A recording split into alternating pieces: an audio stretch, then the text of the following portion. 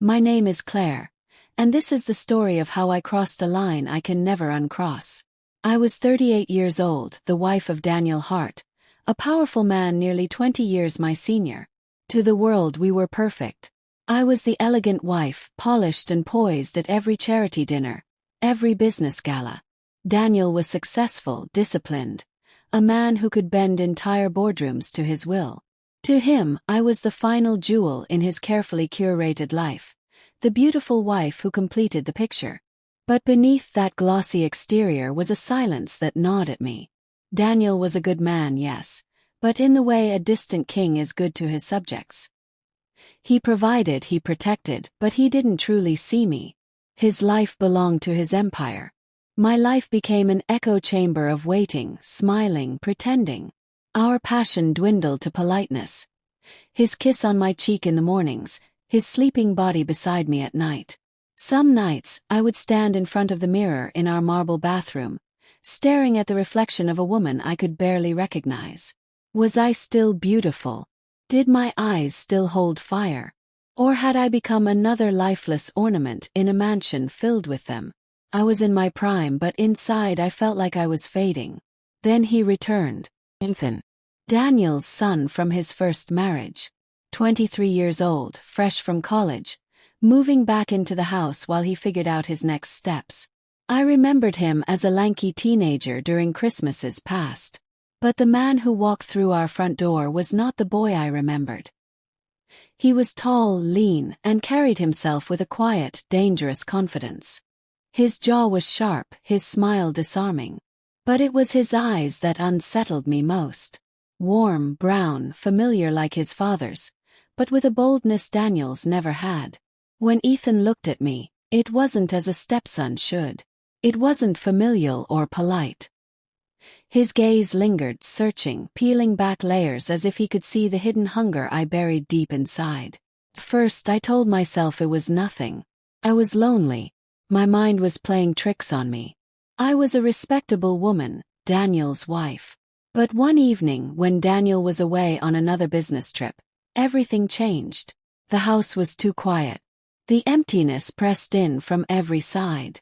I poured myself a glass of wine, let music play softly, and for the first time in months, I allowed myself to feel something, to let go of the weight I carried. I thought I was safe, unseen. But Ethan saw. He had been standing at my door, watching, witnessing me in a moment I thought belonged only to myself.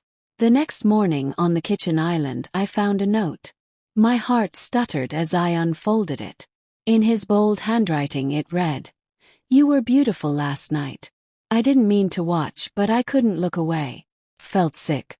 My heart thundered. He had seen too much. But worse, there was a part of me that trembled not just with fear, but with something darker, something shameful. A part that wondered what it meant to be seen in such a way again. From then on, avoidance was impossible. Ethan didn't retreat, he sought me out. At dinner, he sat beside me, his hand brushing mine just long enough to send a jolt through me. His voice, low and deliberate, whispered things only I could hear. "I never noticed you before, but now I can't stop. I wanted to stop this before it went further. I wanted to draw a line." But Ethan wasn't a boy to be ignored. He had something, evidence, that bound me to his silence. A video, a record of my vulnerability, a weapon he could wield with a single tap. He didn't ask for money. He asked for something far more dangerous. He asked for me. One night. That's what he said. One night, and he'd erase it all. I should have said no. I should have chosen the cold safety of denial. But I didn't. The weight of shame and longing pressed too heavily against me. That night I found myself outside his room. The door was slightly ajar, as though he had been waiting. What happened inside was not gentle, not romantic. It was fire and chaos and desperation. It was everything I had been starving for and everything I knew would destroy me. In his arms, I felt both alive and ruined. When it was over, he showed me his phone. He pressed delete right there in front of me. I thought relief would flood me, but instead a colder dread settled in. Because when I turned to leave, he spoke again. That wasn't the only copy. My knees nearly gave way. I realized in that moment, I wasn't free. I wasn't safe. And worse, I wasn't sure I wanted to be. The days that followed were torture. Ethan didn't threaten me outright. He didn't need to. His silence was worse. His knowing glances across the table. The smirk when Daniel asked me if I was feeling all right. I told myself I hated him, but at night when I lay next to my husband, I couldn't escape the memory of Ethan's hands, his voice, the way he looked at me like I was more than an ornament. One evening Daniel tried.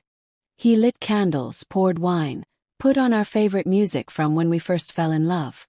His touch was tender, searching. But all I felt was emptiness. Because Ethan had awakened something in me that Daniel no longer could. I hated myself for it. I still do. That was only the beginning. Ethan knew he had me. And I knew the secret would consume me until there was nothing left of the woman I once was. This is my story, my confession, and my warning. Because sometimes, the most dangerous infidelity isn't just the betrayal of your partner. It's the betrayal of yourself.